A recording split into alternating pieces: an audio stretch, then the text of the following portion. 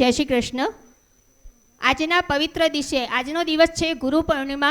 અજ્ઞાનથી જ્ઞાન તરફ લઈ જનાર ગુરુને માટે આપણે આજે ભજન ટીમ દ્વારા એક સુંદર ગીત પ્રસ્તુત કરવામાં આવે છે.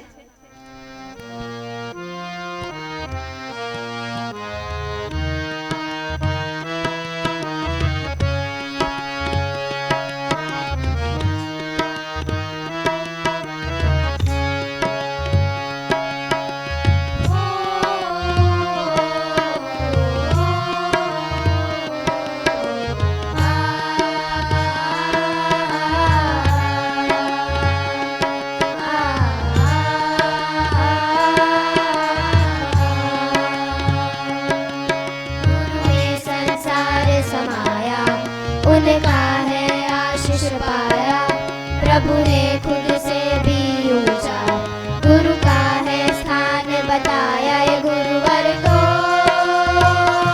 ज्ञान के सागर है, इनसे ही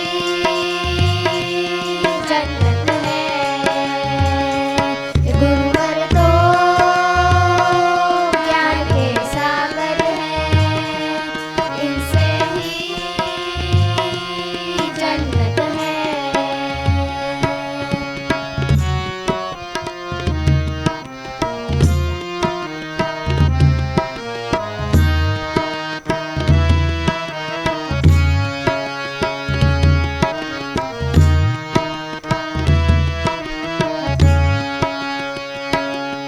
गुरु प्यार के सागर है, हम सबके तारणहार, सबकी जीवन नैया को देते हैं वो किनारे. पूरी उम्र उन्होंने है ज्ञान का अमृत बाटा, गुरु पूर्णिमा के दिवस पर हम सबका है ये वादा. जो सीखा है उसे अपनाएंगे, खुशियों को पाएंगे. ये गुरुवर तो ज्ञान के सागर है, इनसे ही जन्नत है.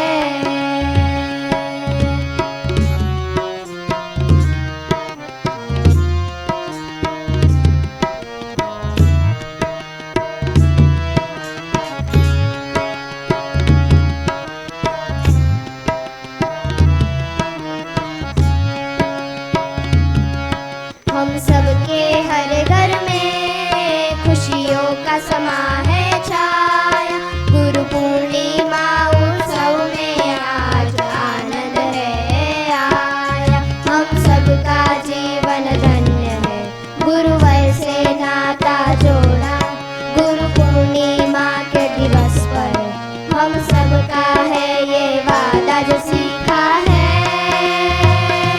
उसे अपनाएंगे, खुशियों को पाएंगे. ये गुरुवर तो ज्ञान के सागर है, इनसे ही जन्नत है. गुरु में संसार समाया, उनका है आशीष पाया, प्रभु ने खुद से भी ऊंचा गुरु का है स्थान बताया. ये गुरुवर तो ज्ञान के सागर है, इनसे ही जन्नत है. ये गुरुवर तो ज्ञान के सागर है, इनसे ही जन्नत है. इनसे ही जन्नत है, इनसे ही जन्नत है. હવે શાળાની વિદ્યાર્થીઓ દ્વારા એમના ગુરુ એટલે કે આપણા સર્વના ગુરુને કંકુ તિલક કરવામાં આવશે. અને સાથે સાથે ધોરણ 9 શૈલેષ એ પોતાનું એક ભજન રજૂ કરશે. अरे गुरु बिन घोर अंधेरा रे संतो, अरे गुरु बिन घोर अंधेरा जी.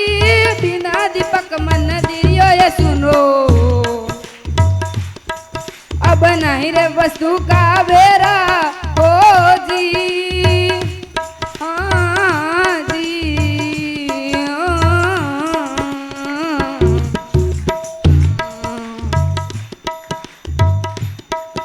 अरे जब तक कन्या रे वे कंवारी अरे नहीं रे पुरुष का बेराजी आठो पर आलस में खेले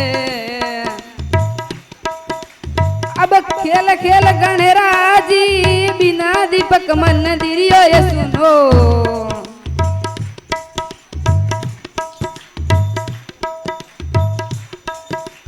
गुरु बिन घोर अंधेरा जी बिना दीपक मंदिरियो ये सुनो अब खेले खेल गणेरा हो जी हाँ जी हाँ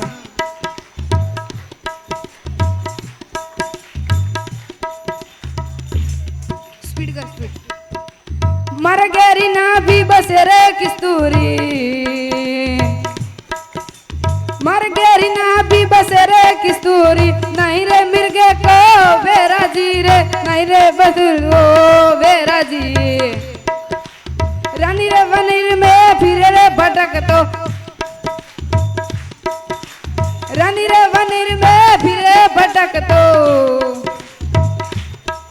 अब सूंगे घास गणेरा हो जी हाँ जी हाँ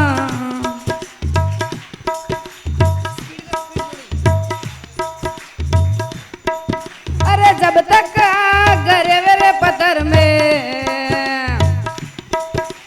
जब तक गरे वे पत्थर में नहीं रे पत्थर को बेराजी चकमक सोटा लगे रे सब दरी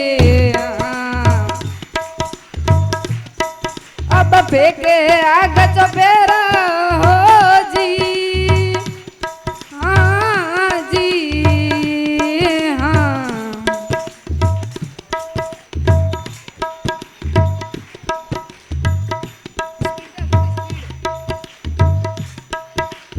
रामानंद मिलिया गुरुपुरा दिया शब्द दत्त सारो रे कहत कबीर सुनो भाई संतो अब मिट गया बर्मा अंधेरा हो जी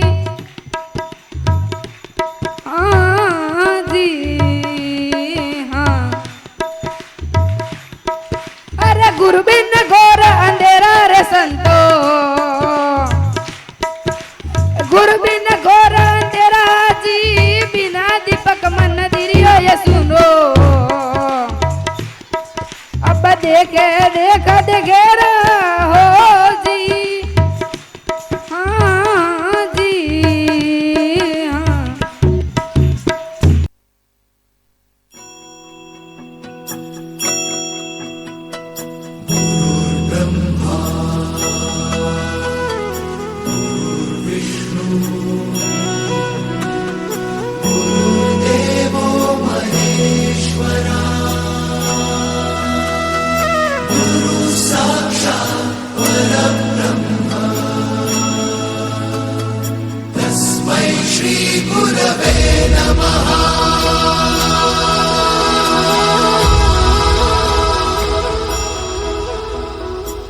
गुरु माझा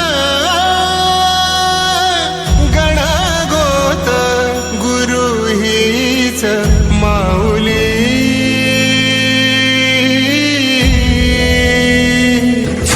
गुरु स्पर्श दूर करी दुःखाची सावली गुरु भेटीसाठी झाली जीवाची काहिली भक्त तुझा गुरुदेवा पुरता अट्टाला भेटला विठ्ठल माझा भेटला विठ्ठल भेटला विठ्ठल माझा भेटला विठ्ठल ખૂબ સરસ સુંદેશા હાન્યા એ આપણા માટે ગુરુ વિશેની સ્પીચ લઈને આવે છે.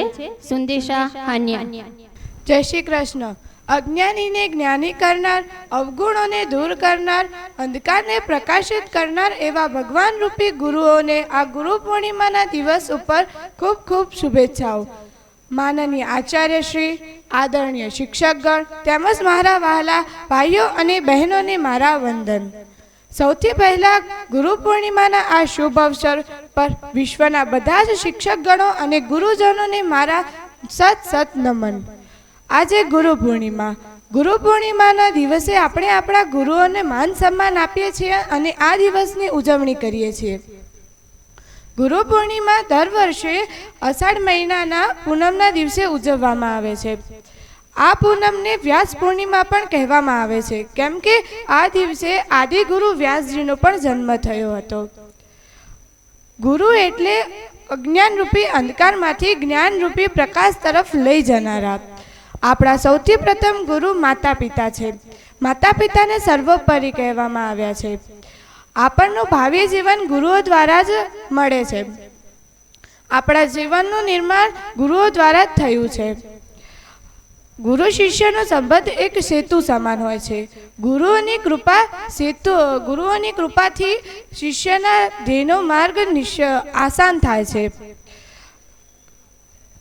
પુરાણોમાં અને આજના સમયમાં અનેક ઉદાહરણો ગુરુ શિષ્યની જોડીના ઉદાહરણો મળી આવ્યા છે. જેમાંના ઉદાહરણોમાં દ્રોણાચાર્ય અને અર્જુનની જોડી, દ્રોણાચાર્ય અને એકલવ્યની જોડી, ચાણક્ય અને ચંદ્રગુપ્ત મૌર્યની જોડી, રામકાંત અને સચિન તેંડુલકરની જોડી જેવા ઉદાહરણો મળી આવ્યા છે. મિત્રો, ગુરુ પૂર્ણિમાના દિવસે આપણે આપણા ગુરુઓને માન સન્માન આપીએ છીએ. ગુરુઓનું સ્થાન ઈશ્વર કરતાં પણ ઊંચું છે. આપણા સભ્ય સામાજિક જીવનમાં આધારસ્તંભ પણ ગુરુઓ જ છે. આપણને દુનિયા જોવાની નજર પર ગુરુઓની કૃપા દ્વારા જ મળી છે. ગુરુઓની મહિમા બતાવી અને સૂર્યને દીવો બતાવો તે બંને સમાન છે. દરેકને ગુરુઓની કૃપા મળેલી છે, તેથી આપણે આપણા ગુરુઓનું માન સન્માન કરવું જોઈએ અને તેમની આજ્ઞાનું પાલન કરવું જોઈએ. આપ્યો જ્ઞાનનો ભંડાર અમને, કર્યા ભવિષ્ય માટે તૈયાર અમને. આભારી છીએ તેવા ગુરુને અમે, જેમણે કર્યા કૃતજ્ઞ આપનાર અમને. હું મારી વાણીને વિરામ આપતા આટલું જ કહું છું કે વિશ્વના બધા જ ગુરુઓ અને અહીં હાજર થયેલા બધા જ ગુરુઓને મારા સત વંદન અને ગુરુ પૂર્ણિમાની ખૂબ શુભેચ્છાઓ. અસ્તુ. જય હિન્દ, જય ભારત. પ્રકૃતિ અને એક ગુરુ એ વિષયનું નાટક લઈ આપણી ધોરણ 6 ના વિદ્યાર્થીઓ આપણી સમક્ષ રજૂ થાય છે.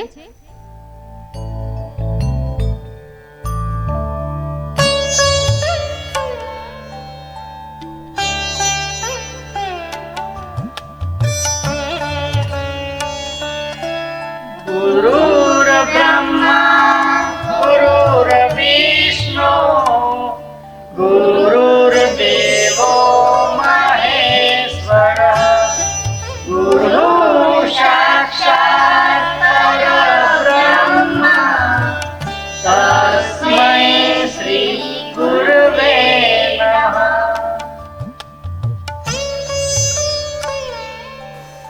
વાહ બાળકો, ખૂબ સરસ, અતિ ઉત્તમ. આજે ગુરુ પૂર્ણિમા છે. આપ સૌ જાણો છો કે આપણા જીવનમાં પહેલા ગુરુ કોણ છે? હા ગુરુજી, હું જાણું છું. હું અવારનવાર સાંભળું છું કે આપણા માતા પિતા જ આપણા પ્રથમ ગુરુ છે. સાચું છે, પણ તેના પહેલા પણ એક ગુરુ છે અને એ છે આપણી આસપાસની આ તમામ પ્રકૃતિ. પ્રકૃતિ ગુરુજી કેવી રીતે બની શકે?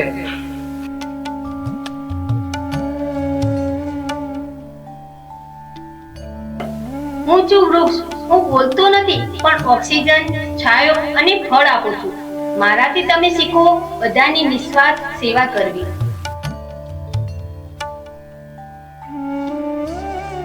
હું છું નદી, સતત કહું છું, કોઈ અવરોધથી ડરતી નથી. મારાથી તમે શીખો જીવનમાં કેવી રીતે આગળ વધવું જોઈએ.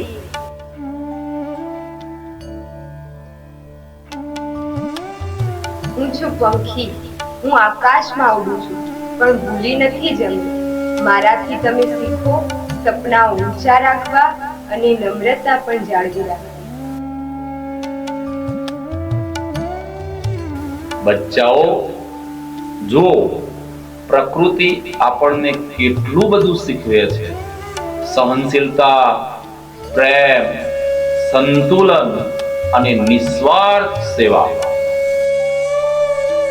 હા ગુરુજી, હવે મને સમજાયું કે પ્રકૃતિ પણ અમારું માર્ગદર્શન કરે છે.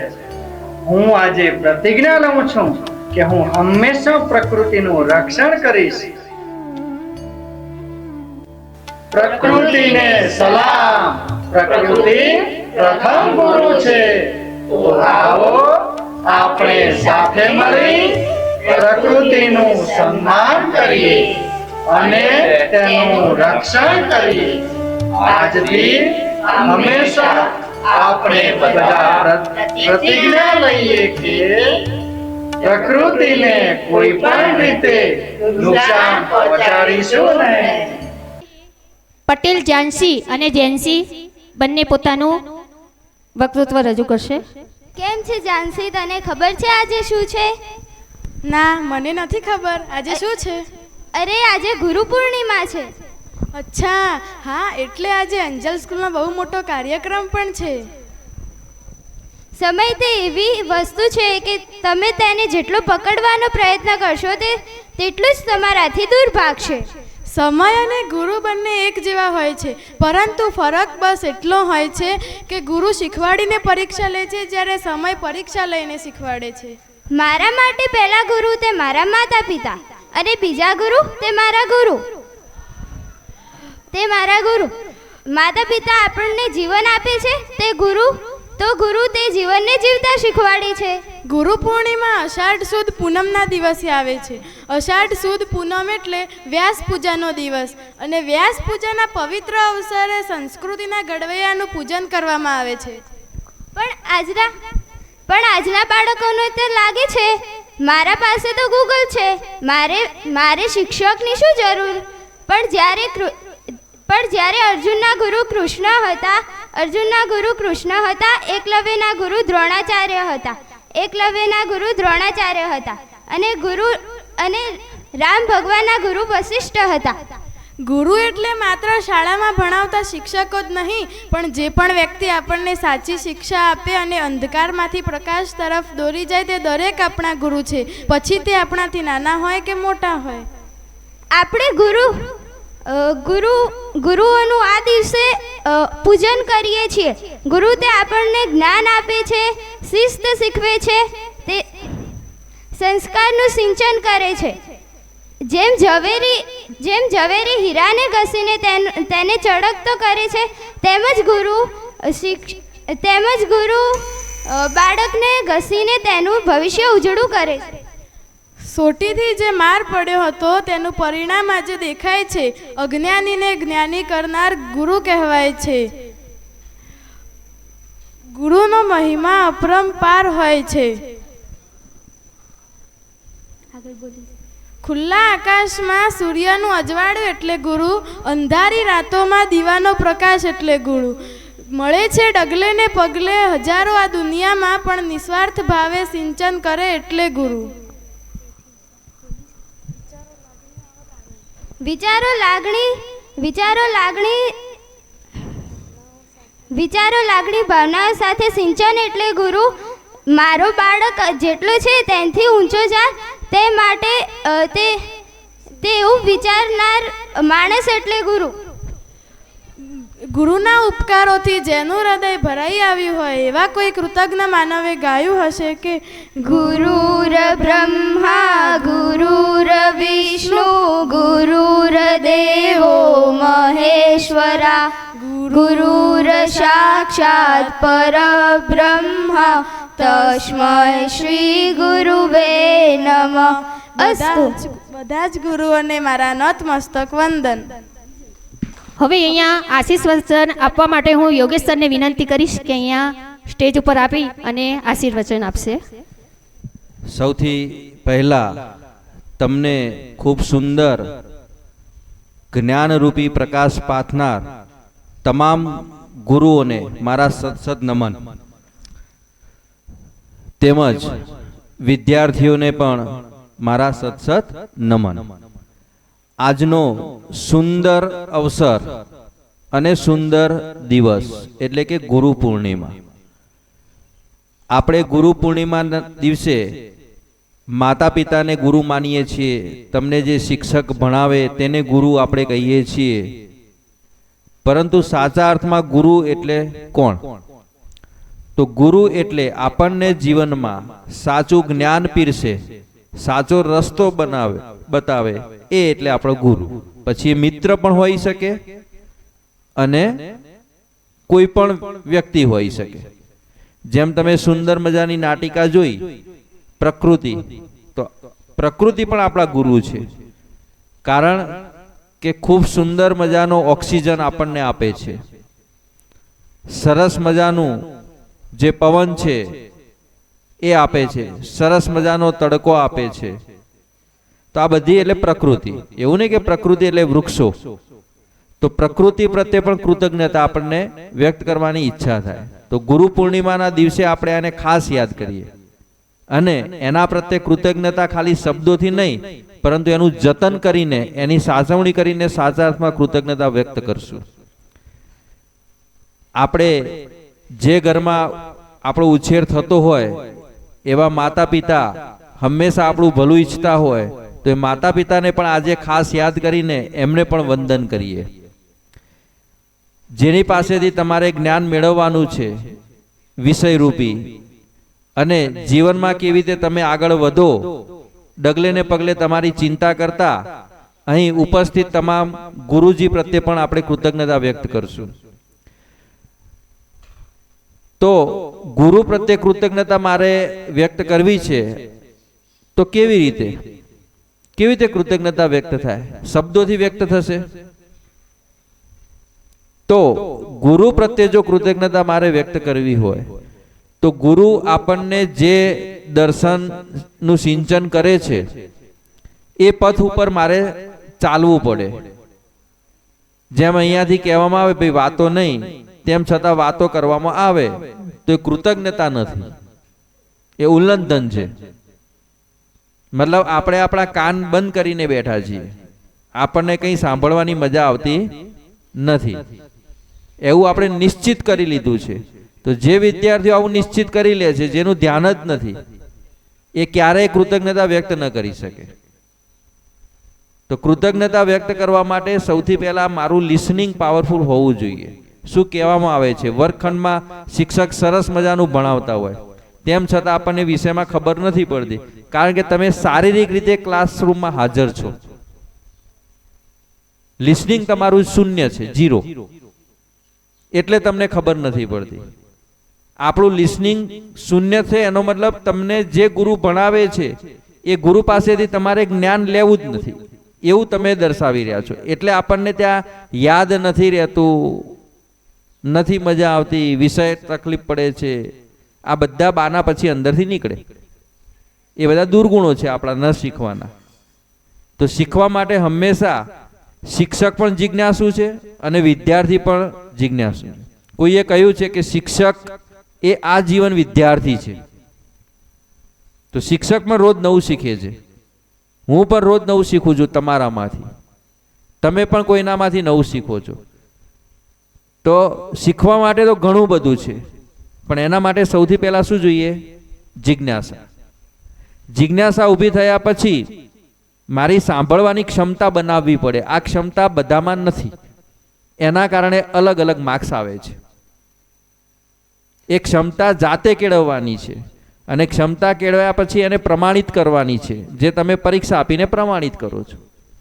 તો જીવનમાં તો ઘણું બધું શીખવા જેવું છે. ડગલે ને પગલે જ્યાં જ્યાં તમે જાઓ, જ્યાં રહીએ છીએ ત્યાંથી બધું શીખવા મળે છે આપણને, પણ મારું ધ્યાન નથી. તો ગુરુ પૂર્ણિમાના દિવસે આપણે ગુરુને તિલક કર્યું એટલે ગુરુનું સન્માન થઈ ગયું. તો તિલક કરવું એ તો ક્રિયા છે, સન્માન એ અલગ વસ્તુ છે, એનાથી ઊંચું છે. તો હું મારા ગુરુનું સન્માન ત્યારે જ કરી શકીશ જ્યારે મારા ગુરુ જે ઈચ્છે છે એ પરિણામ સુધી હું પહોંચું. જેમ કે તમે એકલવ્યની વાત સાંભળી છે ને? શું આવે બોલો, સાંભળ્યું કહો. શું છે એકલવ્યમાં? એકલવ્યની વાર્તા શું સમજાવે? બોલો બેટા.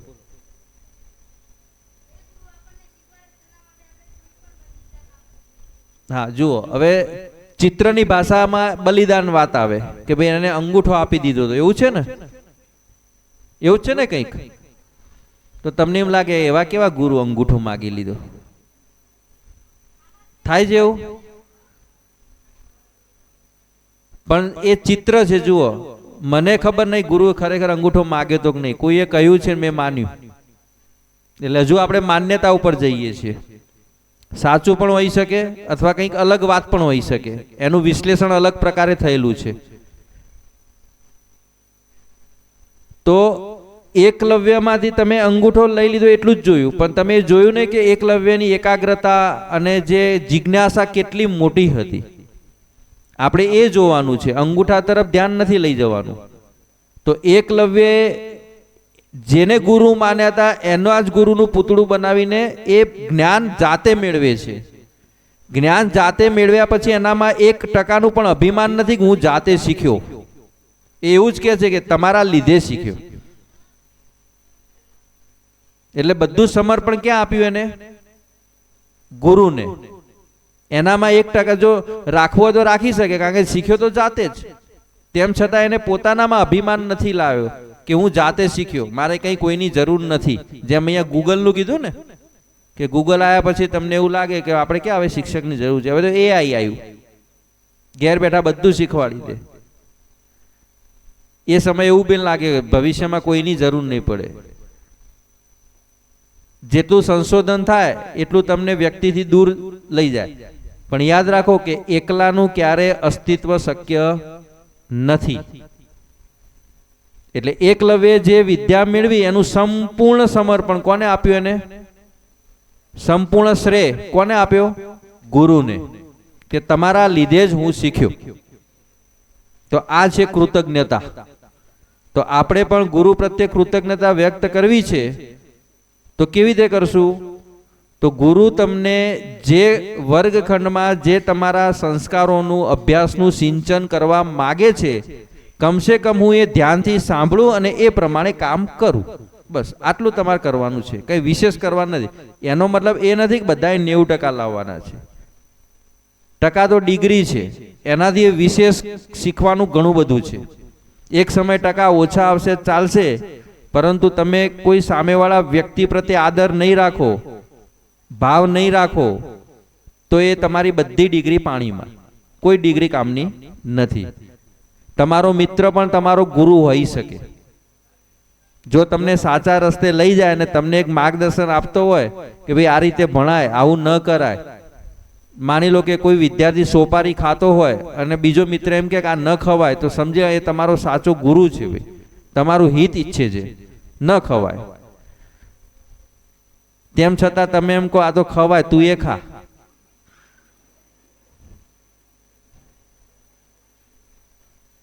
તો યાદ રાખવાનું કે આપણે કયા રસ્તે જઈ રહ્યા છીએ. જે વસ્તુ આપણા શરીર માટે યોગ્ય નથી એ આપણે એનું શું કરવાનું? દૂર રાખવાનું, એનાથી આકર્ષિત થવું નહીં. તો ગુરુ હંમેશા તમને સાચા રસ્તે જ લઈ જાય. પછી મિત્ર પણ હોય, પછી આપણા મમ્મી પપ્પા પણ હોઈ શકે, અને તમારા શાળાના શિક્ષક પણ હોઈ શકે, કોઈ વ્યક્તિ પણ હોઈ શકે, પડોશી પણ હોઈ શકે. આપણે ખરા અર્થમાં માનવી બનવાનું છે. શું બનવાનું છે? માનવી. તો આપણું કર્મ પણ માનવીને શોભે તેવું હોવું જોઈએ. તો સાચા અર્થમાં તમે ગુરુ પૂર્ણિમા ઉજવી કહેવાય. ગુરુ પૂર્ણિમા એટલે એવું નથી કે ગુરુજીને તિલક કર્યા અને પગે લાગ્યા એટલે બધું આવી ગયું, એવું ના હોય. એ તો આપણી પ્રવૃત્તિ છે. શું છે? પ્રવૃત્તિ, ક્રિયા થઈ. આપણે ક્રિયાથી સન્માન નથી મેળવવાનું, આપણે કર્મથી સન્માન મેળવવાનું છે. શાનાથી સન્માન મેળવવાનું? હંમેશા આપણું કર્મ બીજાને ગમે તેવું હોવું જોઈએ. આમાંથી કેટલા સુખી થવા માગે છે? અમુક વિચારે. ઓકે, હાથ નીચો. કેટલાને એવું લાગે બીજો મને દુખી કરવા માગે છે? નહીં લાગતું ને? બસ આ બે વાક્ય યાદ રાખો. હું સુખી થવા માંગુ છું તો બીજો મને સુખી થવા જ પ્રેરે છે. એ આ મને દુખી કરવા માંગતો નથી. તમે તમારા મિત્રને દુખી કરવા માંગો છો તો તમારો મિત્ર તમને કેવી રીતે દુખી કરવા માંગે? બસ તો આ થઈ એકબીજાની સહકારની ભાવના. આ જ સમજીને આપણી જીવન આગળ ચાલવાનું છે. તો તમારામાં જે દ્વેષ, ઈર્ષા, આ બધા ગુણો, દુર્ગુણો જે છે ને આપોઆપ નીકળી જશે. તમે ખાલી એટલું વિચારશો કે સામેવાળો મને દુખી કરવા માંગતો નથી. ધક્કો વાગી ગયો તો કે જાણી જોઈને ધક્કો માર્યો નથી, અજાણતા વાગ્યો છે. એને જાણી જોઈને ભૂલ કરી નથી.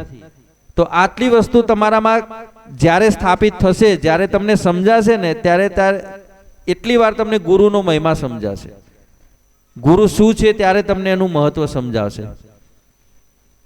ગુરુ પૂર્ણિમા, પૂર્ણિમા શબ્દ કેમ જોડ્યો? ગુરુ અમાસ્યા ના કીધું, ગુરુ 11 ના કીધું, ગુરુ 10મી ના કહ્યું. બોલો કેમ ગુરુ પૂર્ણિમા? ખ્યાલ છે કોઈને? તર્ક લગાવવાનો છે. તો જુઓ, પૂનમનો ચાંદ કેવો હોય? સંપૂર્ણ ગોળ, એટલે પૂર્ણ વિકસિત. એને શું કહેવાય? તો ગુરુ પણ પૂર્ણ વિકસિત છે. તો એના પ્રત્યે શંકા રાખવાની ક્યાંય મને અવસર નથી.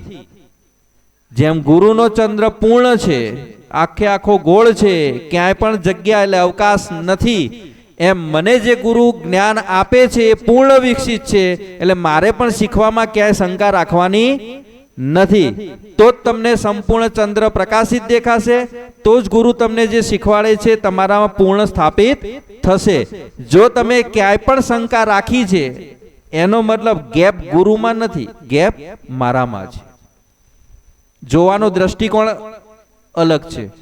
આટલો સરસ મજાનો ચંદ્ર હોય તો હું એમ જો આ ચંદ્ર પર કેટલા બધા ખાડા, તો એ જોયા કરતા મારે શું જોવાનું છે? ચંદ્રનો પ્રકાશ કેટલો શીતળ છે, કેટલો સુંદર દેખાય છે, એ સુંદરતા જોવાની છે. એટલે જોવાનો દ્રષ્ટિકોણ મારો જે બદલે એ એટલે ગુરુ. પેલી કહેવત છે ને, એક સફેદ પડદો છે આખો અને એની અંદર એક સરસ મજાનું નાનું કાણું છે. પૂછવામાં આવે શું દેખાય તો બધા કે કાણું છે. ભાઈ આટલો મોટો સફેદ પડદો છોડીને તમને કાણું જ દેખાયું. એટલે જોવાનો દ્રષ્ટિકોણ બદલવાનો છે. શું બદલવાનું છે? એટલે કહેવાનો મતલબ એ છે કે ડગલે ને પગલે આપણે ખામીઓ વધારે શોધીએ. ખામીઓ શોધ્યા કરતા ખામીને ધ્યાનમાં લેવી જરૂરી છે, પણ એ ફક્ત પકડીને બીજું ન જોવું એ આપણો સાચો દ્રષ્ટિકોણ નથી. કોઈ પણ ખામી હોય એને ધ્યાનમાં લેવાની અને એને સુધારવા માટે પ્રયત્ન કરવાનો, પણ એનામાં ઘણું બધું જે સારું છે એ જોવા માટે પણ આપણે તૈયારી રાખવી પડે. તો મારા મિત્રમાં પણ ઘણા બધા સારા ગુણો છે, પણ હું ક્યારે જોતો નથી, હંમેશા એની ફરિયાદ કરું છું. મમ્મી સવારે ઉઠીને સરસ મજાનું તમને જે ભોજન બનાવે છે એના માટે સવારથી ઉઠીને સાંજ સુધી મહેનત કરે છે. તેમ છતાં કોક વખત શાકમાં મીઠું વધારે પડી જાય, તરત આપણે મમ્મી કહીએ તને તો ખાવાનું બનાવતા આવડતું નથી. એટલે શું જોયું તમે? આટલા દિવસ જમાડ્યા ભૂલી ગયા, મીઠું વધારે પડી ગયું એટલે તમે દોષ આપી દીધો મમ્મીને. પણ આપણે એની જગ્યાએ શું વિચાર? એની જગ્યાએ કદાચ હું રાંધું તો પણ મીઠું વધારે પડી શકે છે. જાણી જોઈને કોઈ કરતું. શું મમ્મીની ઈચ્છા થઈ કે આજ તો બધાને ખારું ખારું ખવડાવી દઉં? થાય ઈચ્છા? ન થાય. એટલે જાણી જોઈને કોઈ ભૂલ નથી કરતું, પણ આપણને એ ભૂલો શોધવામાં રસ છે. એટલે હંમેશા શું આપીએ? ખામી. પણ તમે એટલું વિચારો કે જે તમે શાક ખાઓ છો એ સબ્જી ને તમારા સુધી આવવા માટે કેટલા લોકોની મહેનત છે એની પાછળ.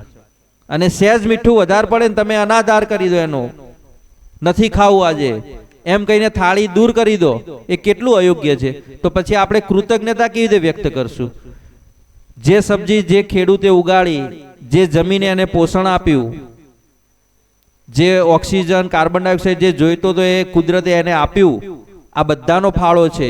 તૈયાર થયા પછી જે શ્રમિકો કામે લાગ્યા અને એ સબ્જી તમારા માર્કેટ સુધી પહોંચાડી, માર્કેટથી તમારા ઘર સુધી આવી, ઘરે સરસ મજાનું મમ્મીએ તૈયાર કર્યું, કેટલા લોકોનો ફાળો છે એક શાક પાછળ, વિચારો.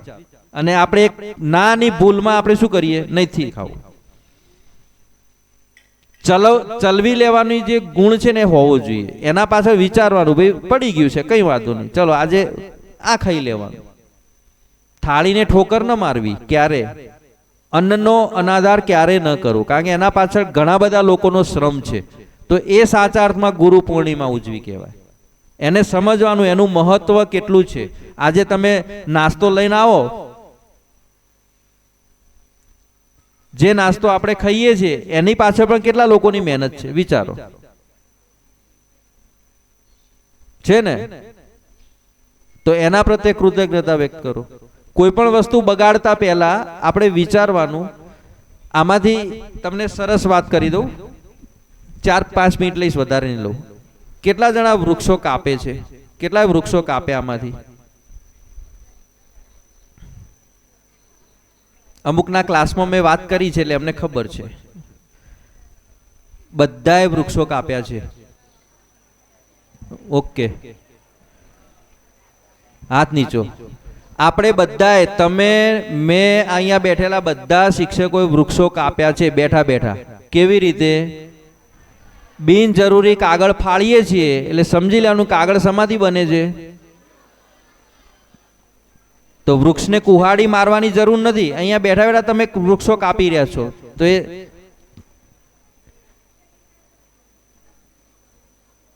તમે અહીંયા બેઠા બેઠા વૃક્ષો કાપી રહ્યા છો, તો આપણે વિચારવાનું કે એક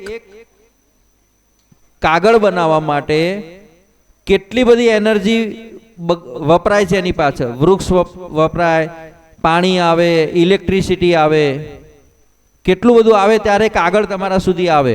અને આપણે જાણે કોઈ વેલ્યુ નથી એમ કહીને ફાડીને ડૂચો વાળીને નાખી દઈએ, ડૂચો વાળીને નાખી દઈએ. કેટલું વેસ્ટ કરીએ કાગળ. આપણું એના તરફ ધ્યાન જવું જોઈએ. આટલાની જરૂર છે તો આટલું જ કાગળ ફાળો, એટલાનો જ ઉપયોગ કરો. બિનજરૂરી પેજ ફાડવા એ પણ વૃક્ષ કાપ્યા બરાબર છે. એવું નથી કે વૃક્ષને કુહાડી મારવી. તમે જે વેફર ખાઈને પ્લાસ્ટિક ફેંકી દો છો તો એનાથી જમીનની અંદર જે પોષક તત્વો છે એ ઘટે છે. એના માટે જવાબદાર કોણ? હું પોતે. આપણે ઘણું બધું કરી શકીએ. યાદ રાખો, તમે જે નાવમાં બેઠા છો એ નાવને હલેશું મારીશું તો આગળ જશે કે કાણા પાડીશું તો આગળ જશે? તો આપણે શું કરી રહ્યા છીએ? કાણા પાડી રહ્યા છીએ. તો તમને ખબર નથી કે કાણું પાડતા પાડતા પાણી એક વખત નાવમાં ભરાઈ જશે, નાવ ડૂબશે તો હું પણ ડૂબીશ. કાણા પાડવા મતલબ નાનું નાનું પ્લાસ્ટિક જમીન ઉપર નાખવું, બિનજરૂરી કાગળ ફાડવા, બિનજરૂરી જે આપણી જાહેર મિલકત છે બેન્ચીસ એના ઉપર ખોટા લખાણ લખવા. તમને એમ થાય લખાણ લખવાથી થોડું અહીંયા થાય. લખાણ લખો એટલે બેન્ચીસ બગડે, વધારે પડતી બેન્ચીસ બગડે એટલે નવી બનાવવી પડે, જે છે એને વેસ્ટ મૂકવી પડે. તો નવી બનાવવા માટે શું લાવવું પડશે? લાકડું, લોખંડ, બધું. તો એનો પણ દુરુપયોગ થયો કે ના થયો? તો એ પણ એક નાનું છિદ્ર જ પાડીએ છીએ. આપણે જે નાવમાં બેઠા છીએ એને નાનું છિદ્ર પાડીએ છીએ. અને એક સમય એવો આવશે કે પાણી ભરાતા ભરાતા ખબર નહીં પડે અને નાવ ડૂબશે તો હું પણ ડૂબીશ. જેમ કે ઉનાળાની ગરમી દર વર્ષે વધે છે કે ઘટે છે? વધે છે. આપણે એસી લગાય સોલ્યુશન છે? બિલકુલ સોલ્યુશન નથી. એ રાહત છે, સોલ્યુશન નથી. તો સોલ્યુશન એક જ છે, પ્રકૃતિને સંતુલિત રાખવું. અને આપણે એમ વિચારીએ કે આપણે સંતુલિત રાખવી તો નહીં થાય, હું સંતુલિત રાખું તો થશે. આપણે કહીએ ને એટલે બધા આવી ગયા. એમાં શરૂઆત કોણ કરે એ પ્રશ્ન છે. એની જગ્યાએ આપણે શું નક્કી કરશું? હું પ્રકૃતિને સંતુલિત રાખીશ. એની શરૂઆત ક્યાંથી કરવાની છે? મારા ઘરથી અને શાળાથી. કેવી રીતે? મારી શાળામાં બિલકુલ પ્લાસ્ટિક આવવું જોઈએ નહીં, એની જવાબદારી બધા લઈ લો. ચલો, કેટલાને મંજૂર છે ભાઈ મારી શાળામાં પ્લાસ્ટિક મારાથી નહીં આવે? એવું કેટલાને મંજૂર છે? જો એક વિદ્યાર્થીને ના મંજૂર હોય ને તો પણ આપણે આ કામ નહીં કરીએ. તો બધા એક સાથે બોલીશું. હું કહું ત્યારે આપણે પ્રતિજ્ઞા લેવાની છે આજે. બરોબર? બેઠા બેઠા ચલો હાથ આગળ રાખશું. દરેક શિક્ષક મિત્રો અને વિદ્યાર્થી મિત્રો બધાએ આપણે પ્રતિજ્ઞા લેવાની છે. આજે ગુરુ પૂર્ણિમાએ મોટો સંકલ્પ કરવા જઈ રહ્યા છીએ. બહુ મોટો સંકલ્પ. ક્લિયર? આજથી હું મારી શાળામાં બિલકુલ પ્લાસ્ટિક આવવા નહીં દઉં. જ્યાં પણ મને પ્લાસ્ટિક દેખાય છે ત્યાંથી હું સ્વયં ઉપાડીને તેને કચરા પેટીમાં નાખીશ. બિનજરૂરી કાગળ બગાડીશ નહીં, તેમજ તેનો વ્યય નહીં કરું. બિનજરૂરી પાણીનો પણ વ્યય નહીં કરું. મારા જન્મદિવસ નિમિત્તે હું ચોકલેટ પણ ઉપયોગ નહીં કરું અને મારા મિત્રોને કોઈ પણ પ્રકારની ગિફ્ટ આપીશ નહીં કે લઈશ નહીં.